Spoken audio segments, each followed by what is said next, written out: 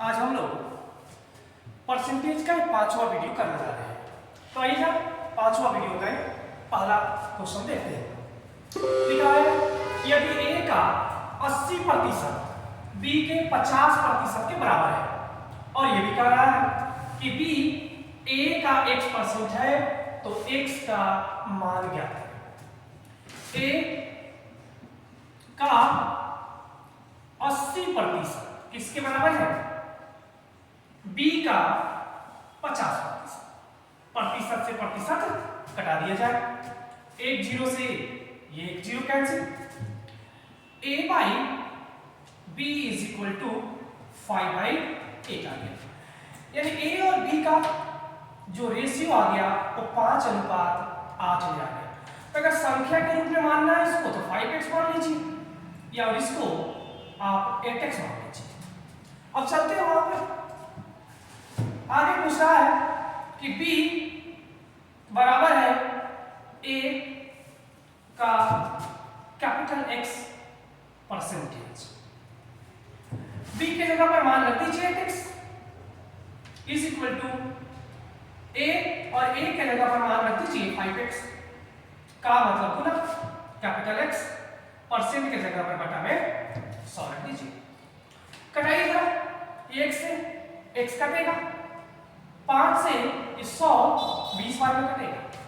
Cross multiply करेंगे आप तो capital X is equal to 8 गुने 20 यानी कि 8 गुना 16 160। ठीक है, यहाँ पर लिख लीजिए, नोट कर लीजिए। अब चाहते तो सिर्फ a की वैल्यू 5 और b की वैल्यू 8 भी रख सकते हैं, क्योंकि जब भी परसेंटेज में निकालना हो चीजें तो कोई जरूरी नहीं कि उसका एक्चुअल मान रखा जाए, उसका रेशियो भी मान रखेंगे तभी भी कोई आंसर पर प्रभाव नहीं पड़ेगा। ठीक है, चलते हैं जरा आगे।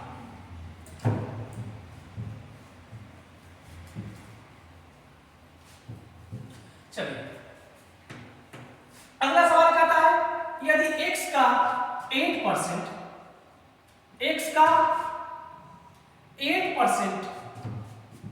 y के 4% के बराबर है तो कहता है x का 20% इनमें से किसके बराबर होगा। इसको सॉल्व कर लेते हैं।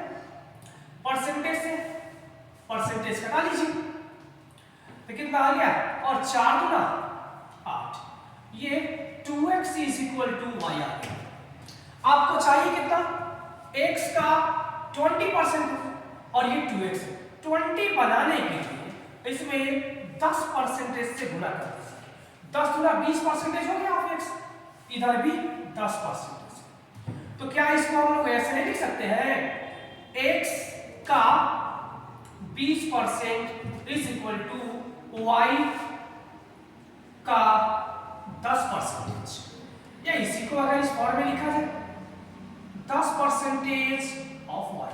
देख लीजिए आंसर कहां पर है, 10% ऑफ y, यानी y के 10% के बराबर इसका मान होगा।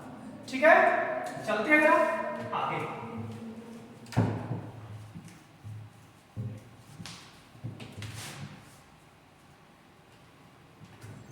a प्लस b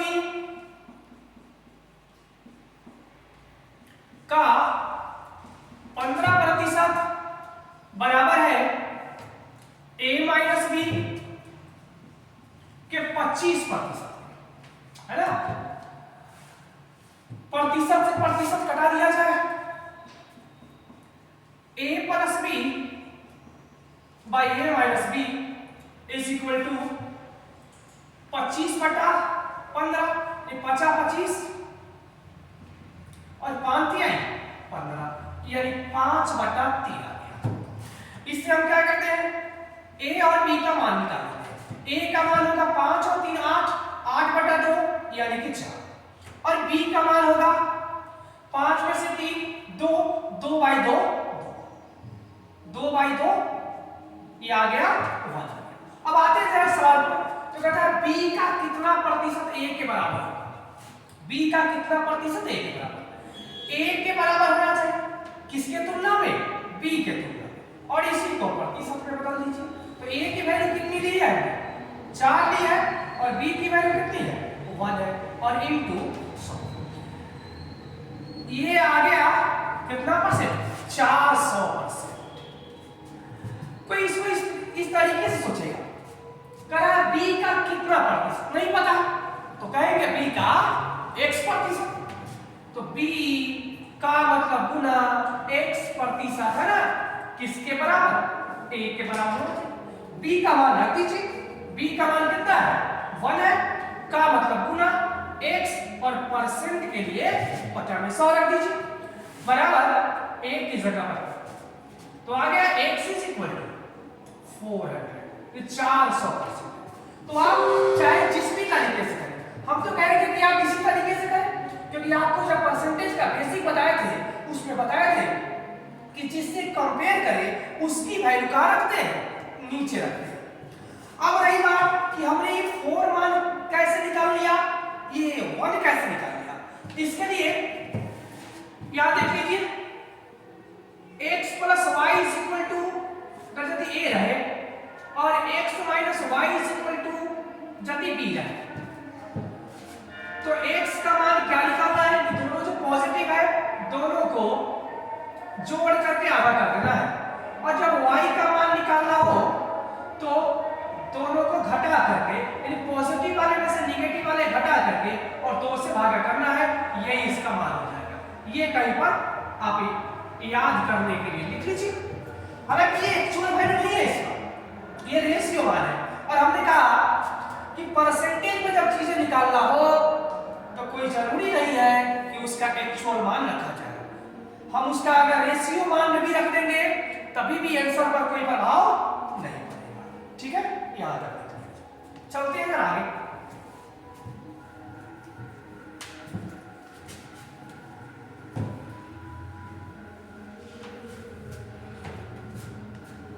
अगला सवाल है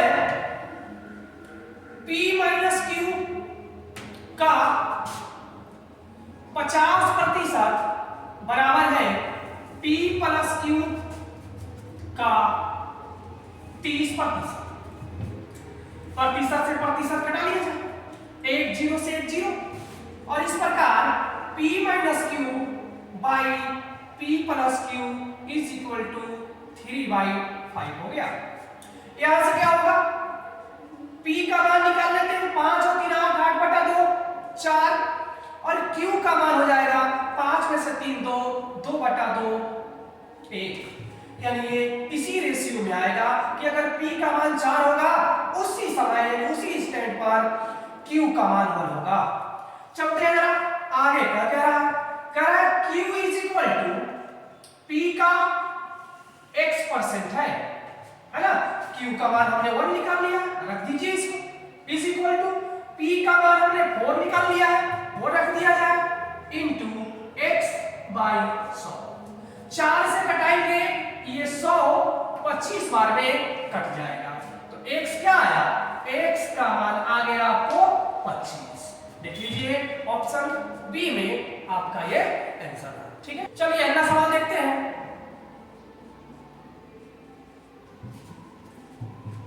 दो संख्याओं का अंतर उनके योग का 15% है। इनके योग का 15% है 5 दिया 15 5 दूना 10 20 हो गया ना a - b by a + b is equal to 3/20 a का मान निकल गया 20 और 3 23/2 और b का मान निकल गया 20 में से 3 17 17/2 जबकि हमसे पूछ रहा है a अनुपात b कितना होगा a अनुपात b कितना होगा 23/2 अनुपात 17/2 2 2 से कॉमन कट गया a/b 23/17 ऑप्शन डी। ठीक है चलते हैं जरा आगे।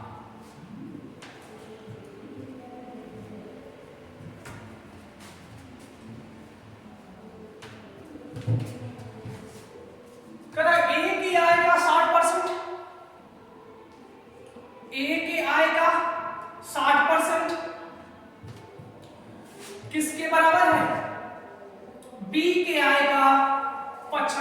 परसेंट के बराबर है, परसेंट से परसेंट कटा दिया जाए, यानी 100 से 100 कटा दिया जाए। 15 चौका 60, 15 पचे 75, यानी ए पाई जो बी आया वो 5/4। तो पूछ रहा है बी की आय ए की आय के x% के बराबर है, तो x का मान कितना है? बी का आय कितना है? ए के आय का x%, तो बी के जगह पर 4 रख दिया जाए, ए के जगह पर 5 इंटू x/100, 5 दूना 10 कट गया, और x की वैल्यू 40 दूना 80, जहां पर भी 80, यानी ऑप्शन सी में 80 आंसर है। ठीक है, चलते हैं जरा आगे।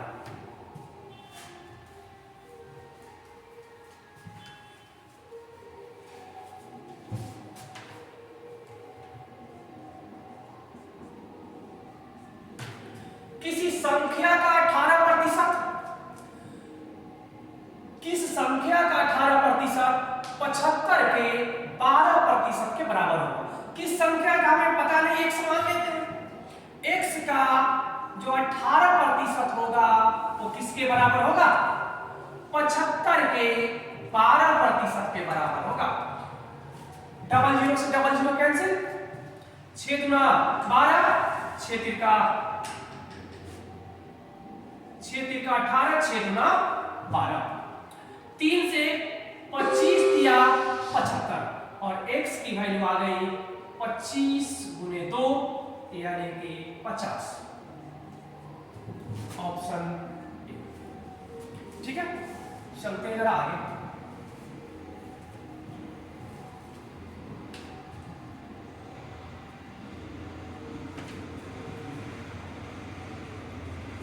दो संख्याओं में से बड़ी संख्या का 40%, बड़ी संख्या का 40% छोटी संख्या के 60% के बराबर है।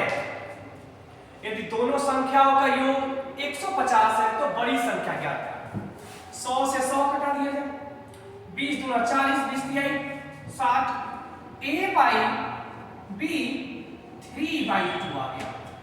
हम कह रहे हैं कि a 3 यूनिट हो गया और b की वैल्यू 2 यूनिट। दोनों को जब हमने जोड़ा तब दोनों का मान कितने यूनिट? 5 यूनिट। जबकि आपका सवाल कहता है 5 नहीं, ये तो 150 है, तो 5 की वैल्यू 150, तो 1 की वैल्यू 30।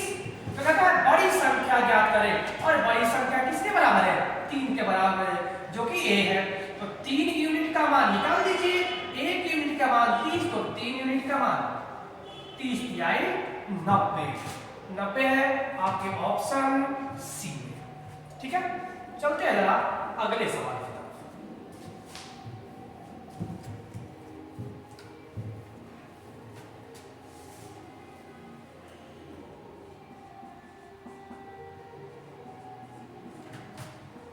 ए का 30% बराबर है बी का 0.25 बराबर है सी का 1/5। तो A/B/C का रेशियो बताइए। ए का 30% के लिए बटा में 100 इज इक्वल टू बी का 0.25, ये दशमलव हटाइए, डबल 0 पड़ेगा, इज इक्वल टू सी का 1/5। यहां 100 है, यहां भी 100 है, हमें काम करते हैं यहां भी 100 बना लेते हैं, ताकि क्या हो, जो कॉमन हो वो हम घटा सकें। इधर ऊपर भी 20 से और नीचे भी 20 से गुणा करते हैं। इससे हुआ क्या, 100 100 जो कॉमन है वो हमने ले लिया। 5 छक 30, 5 25, 5 चौका 20, 6a is equal to 5b is equal to 4c, 6a is equal to 5b is equal to 4c। अभी abc का मान नहीं निकला, इसके लिए हमें क्या करना है, एलसीएम ले लेना है। किसका? 6 का, 5 का, 4 का, और इसका एलसीएम आएगा 60। सबको 60 से भागा कर दीजिए, यानी 6 दहाई 5, 12 5 60 और 4 से। अब ए के नीचे जो है वो ए की वैल्यू है, बी के नीचे जो है वो बी की, और सी के नीचे जो वैल्यू है वो सी का। तो हमारा अनुपात आ गया A:B:C 10:12:15। हालांकि ये सवाल आप जब रेशियो पर प्रश्न पढ़ेंगे उस चैप्टर में अलग अलग तरीके का रेशियो पढ़ेंगे कि रेशियो वाले क्वेश्चन किस किस फॉर्म में आ सकता है, वो सब वहां पर टाइप बाय टाइप हम लोग पढ़ेंगे। यहाँ पर फिलहाल ये समझ लीजिए, इस सवाल को बहुत तरीके से किए जा सकते हैं, फिलहाल आप एक तरीके से देखिए। ठीक है, चलते हैं जरा अगले सवाल।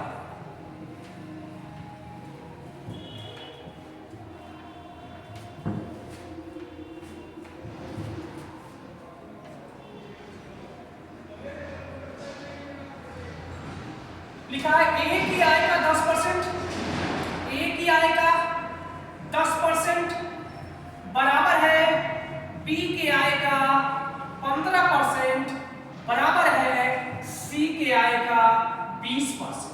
100 कैंसिल आउट, 5 दूना 10, 5 तिहाई 15, 5 चौका 25। हमें मिला 2a = 3b = 4c। अभी क्या करते हैं, ए बी और सी का रेशियो निकाल लेते हैं। इसके लिए क्या करें, एलसीएम ले लेते हैं, किसका, ए का कोफिशिएंट का, बी के कोफिशिएंट का और सी के कोफिशिएंट का। 2, 3 और 4 इसका कोफिशिएंट जरा 2, 3, 4 का एलसीएम बता दीजिए कितना होगा एलसीएम।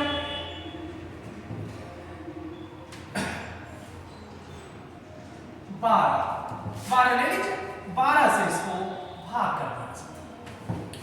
2 छक 12, 3 चौका 12, 4 तिहाई 12, यानी A:B:C का जो मान आया वो 6:4:3 है। यानी जिस समय A 6 रुपए कमा रहा होगा उसी समय B 4 रुपए और उसी समय C 3 रुपए, तीनों मिलकर कितना रुपए कमाएगा, 6, 4, 10 और 3 13। हम लोग कह रहे हैं कि तीनों मिल करके 13 यूनिट कमा रहा है, जबकि आपका क्वेश्चन कहता है तीनों का आय कितना है 7800 रुपए। तो कंपेयर कर दिया जाए, 13 की वैल्यू 7800, तो फिर एक की वैल्यू 13 छक 78 यानी कि 600 रुपए। एक की वैल्यू 600 रुपए, तो कहता है बी का मान बता, बी की वैल्यू कितनी है 4 यूनिट, और B का आय तो 4 यूनिट है और 1 यूनिट का मान 600, तो B का आय हो गया 6 चौका 2400 रुपए। ठीक है, नोट किया जाएगा। चलते हैं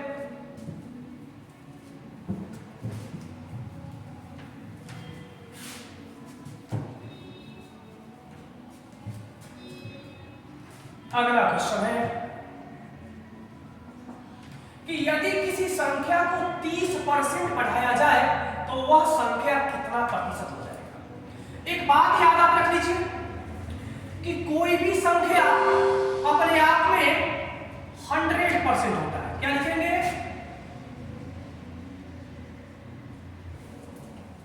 कोई भी संख्या अपने आप में 100% होता है। इसको पहला पॉइंट। दूसरा पॉइंट, यदि किसी संख्या में x% जोड़ा जाए तो वह 100 + x% हो जाता है। ठीक है, नंबर 3, यदि किसी संख्या में x% घटाया जाए तो वह संख्या 100 - x% रह जाता है।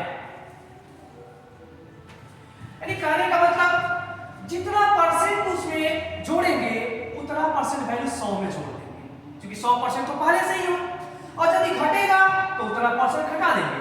ठीक है, तो आते हैं जरा इस सवाल, कहता है 30% यदि बढ़ेगा, क्या करना है, 30% बढ़ाना है, तो कितना परसेंट हो जाएगा,